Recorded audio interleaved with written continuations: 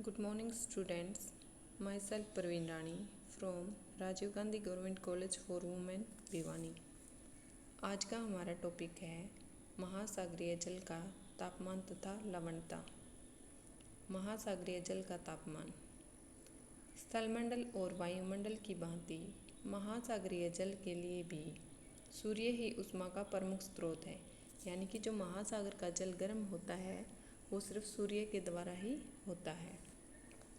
सौर विकिरण से ऊष्मा प्राप्त करके महासागरों का जल गर्म होता है, जिससे उसका तापमान बढ़ता है।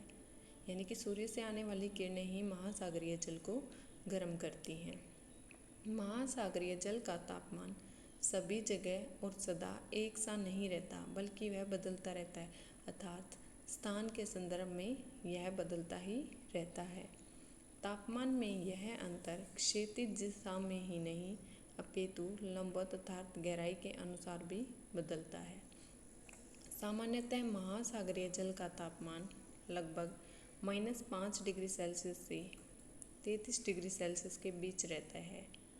महासागरीय जल के तापमान के अंतर के कारण महासागरीय जलराशियों में वृत्त स्तर पर संचरण उत्पन्न होता है, यानी कि सर्कुलेशन होता है, जिससे समुद्री लहरें और धाराएं चलती हैं।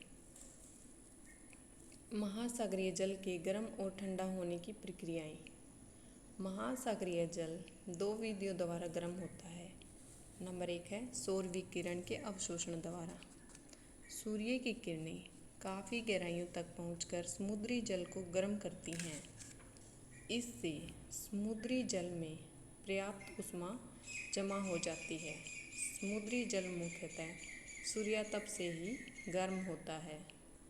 नंबर 2 पृथ्वी के आंतरिक भाग की ऊष्मा द्वारा। पृथ्वी के तप्त आंतरिक भाग से महासागरीय नितल में ऊष्मा प्रवेश करती है, जिसमें समुद्रों का जल गर्म हो जाता है। ऊष्मा का यह स्रोत नगण्य है, यानी कि बहुत ही कम मात्रा में यह महासागरीय जल को गर्म करता है। इसी प्रकार महासागरीय जल 3 विधियों द्वारा ठंडा भी होता है। नंबर 1 विकिरण द्वारा। रात के समय समुद्री जल की सतह से ऊष्मा का विकिरण होता है, यानी कि समुद्र की जल की जो सतह है वो ऊष्मा को छोड़ती है। यह ऊष्मा जल से निकलकर वायुमंडल में चली जाती है और जल ठंडा हो जाता है, यानी कि उसका तापमान कम हो जाता है। नंबर 2 संवहन द्वारा। समुद्री जल की ऊपरी सतह की ऊष्मा सामान्य धाराओं द्वारा जल की निचली सतहों में चली जाती है। यानी कि जो ऊपरी सतह में जो ऊष्मा ग्रहण की गई थी वो संवहन धाराओं के कारण जल की निचली सतहों में चली जाती है। इस प्रकार से जल की ऊपरी सतह का तापमान कुछ हद तक कम हो जाता है। नंबर 3 है वाष्पीकरण द्वारा। जल के वाष्पीकरण में जल की ऊष्मा घटती है, ठीक वैसे ही जैसा पसीना सूखने पर हमें ठंडक का अनुभव होता है। समुद्री जल प्रत्येक तापमान पर वाष्पीकृत होता रहता है। महासागरीय जल के तापमान का क्षैतिज वितरण। नंबर 1 है भूमध्य रेखा पर महासागरों की सतह का तापमान सर्वाधिक अर्थात 27 डिग्री सेल्सियस होता है, जो दूसरी जगह के तापमान के कंपैरिजन में सबसे ज़्यादा होता है। नंबर 2 है महासागरीय जल का तापमान सामान्यतः भूमध्य रेखा से ध्रुवों की ओर क्रमिक ढंग से कम होता जाता है। यानी कि भूमध्य रेखा से जब हम ध्रुवों की तरफ जाते हैं तो महासागरीय जल का तापमान कम होता जाता है। नंबर 3 है ध्रुवों के निकट महासागरीय जल बर्फ के रूप में जम जाता है। महासागरीय जल का हिमांक बिंदु -1.9 डिग्री सेल्सियस होता है। नंबर 4 उत्तरी गोलार्ध में महासागरों के तापमान दक्षिणी गोलार्ध के महासागरों के तापमान की अपेक्षा अधिक होते हैं। यह भिन्नता उत्तरी व दक्षिणी गोलार्धों में स्थल और जल के असमान वितरण के कारण होती है। यानी कि उत्तरी गोलार्ध में स्थल भाग अधिक है, जिसके कारण वहाँ के महासागरों का जल का जो तापमान है वो ज़्यादा होता है। नंबर 5 उच्चतम तापमान भूमध्य रेखा पर नहीं अपितु इससे कुछ उत्तर की तरफ दर्ज किए जाते हैं। यानी कि भूमध्य रेखा से कुछ उत्तर की तरफ जाते हैं तो हमारे महासागरों के जल के तापमान उच्चतम दर्ज किए जाएंगे। नंबर 6 महासागरों पर समताप रेखाएं प्रचलित पवनों अथवा समुद्री धाराओं के प्रभाव से उत्तर और दक्षिण की तरफ मुड़ जाती हैं।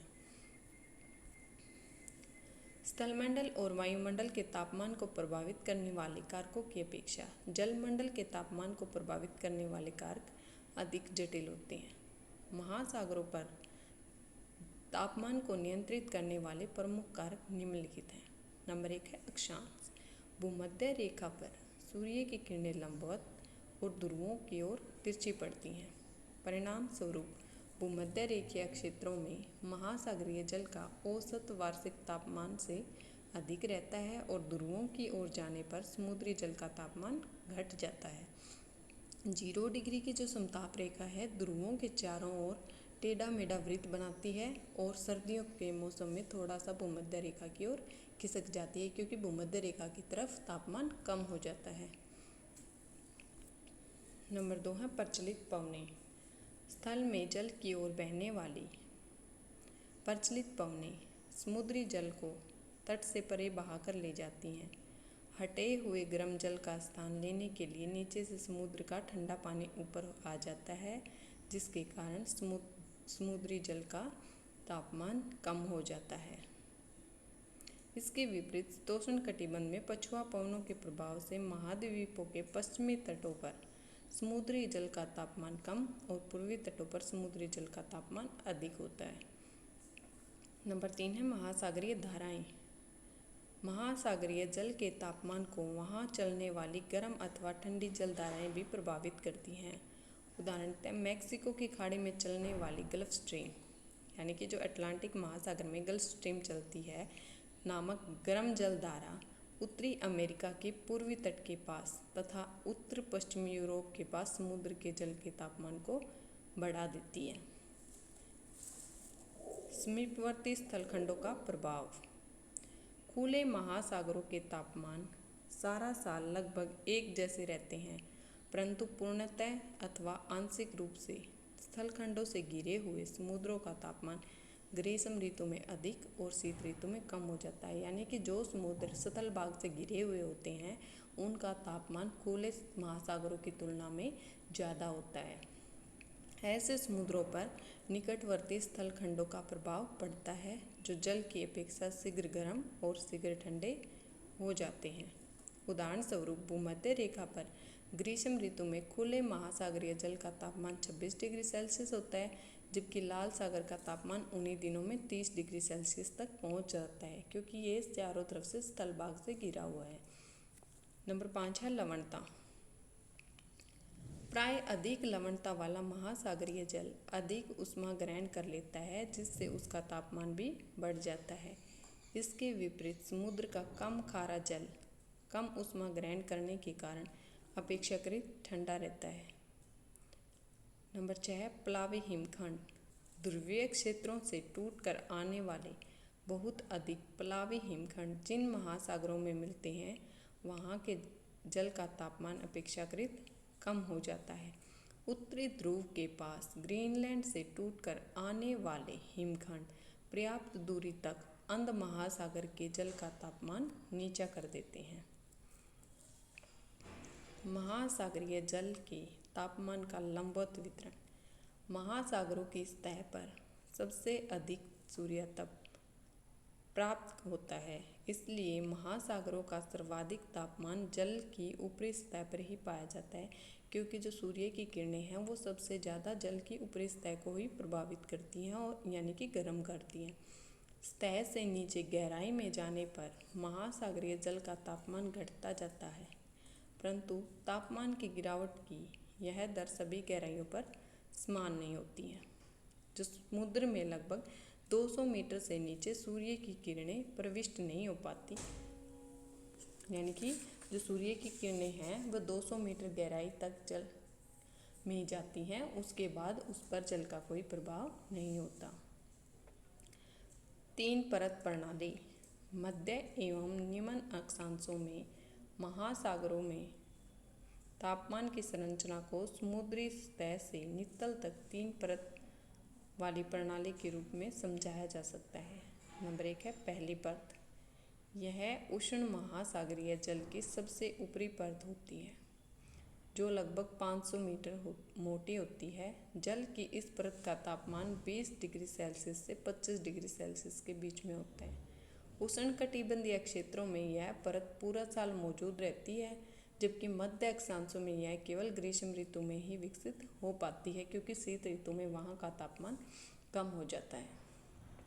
दूसरी परत, यह थर्मोक्लाइन परत है जो पहली परत के नीचे स्थित है, यानी कि ये दूसरी परत है और ऊपरी सतह के बिल्कुल नीचे स्थित है। गहराई बढ़ने के साथ इस परत के तापमान में तेजी से गिरावट आती है। जैसे जैसे हम गहराई में जाते जाएंगे, इसमें तापमान में तेजी से गिरावट आती जाएगी, यानी कि इस परत का तापमान कम होता जाता है। थर्मोक्लाइन परत की मोटाई 500 से 1000 मीटर तक होती है। नंबर 3 है तीसरी परत। यह महासागर की सबसे ठंडी परत है जिसका विस्तार गंभीर सागरीय नितल तक होता है, यानी कि इस परत की गहराई सागर के नितल तक स्थित है, जो सबसे गहरी परत है। Thank you.